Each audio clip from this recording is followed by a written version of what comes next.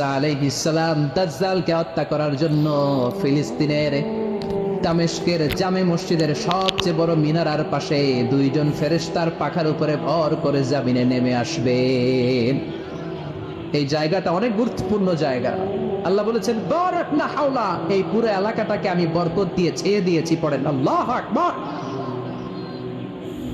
আবার এই জায়গায় বিশাল একটা যুদ্ধ হবে।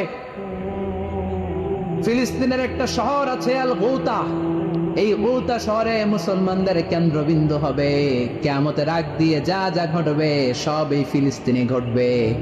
এই জন্য তিন আর জাইতুনের কসম কাটার মধ্য দিয়ে ফিলিস্তিনের কসম কেটেছে কে?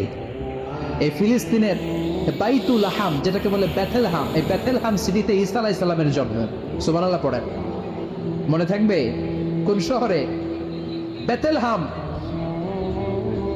বেথেলহাম শহরে ঈসা আলাইহিস সালামের জন্ম। তার মানে আল্লাহ ঈসা নবীর জন্মস্থানের কসম কাটলেন। এরপরে আল্লাহ বললেন ওয়াতুরে সিনিন, তুর পাহাড়ের কসম, সিনাই পর্বতের কসম। তুর পাহাড় হলো মিশরে, মিশর হলো মূসা আলাইহিস সালামের জন্মস্থান। আর ওয়াহাদাল বালাদিল আমিন, এই নিরাপদ শহরের কসম, মানে মক্কাতুল মুকাররমার কসম। মক্কা মুকাররমা কার জন্মস্থান? জোরে বলেন, আরো জোরে বলেন। বিশ্বনবীর জন্মস্থান। তিনজন বড় বড় পয়গম্বর যেই তিন দেশে এসেছে, আল্লাহ তিনটা দেশের কসম কাটলেন। তিনটা বড় বড় শরীয়তের ধারক বাহকে তিনজন নবী, উলুল আজমি মিনার রাসূল। এজন্য আল্লাহ বললেন ওয়াত্তিনি ওয়াজ-যাইতুনি ওয়া তুরি সিনিন ওয়া হাযাল বালাদিল আমিন। তিন আর জাইতুনের কসম, মানে ফিলিস্তিনের কসম।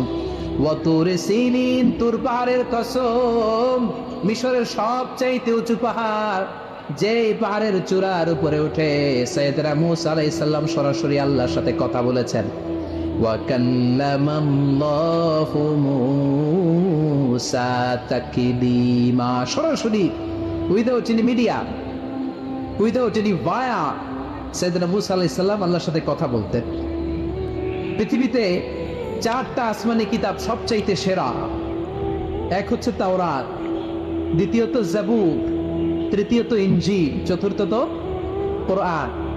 তাওরাত আল্লাহ নাজিল করেছেন সাইয়েদনা মূসা আলাইহিস সালামের উপর, জাবুর নাজিল করেছেন দাউদ আলাইহিস সালামের উপর, ইনজিল নাজিল করেছেন ঈসা আলাইহিস সালামের উপর, আর বিশ্বনবীর উপর নাজিল করেছেন কোরআন। ঠিক কিনা?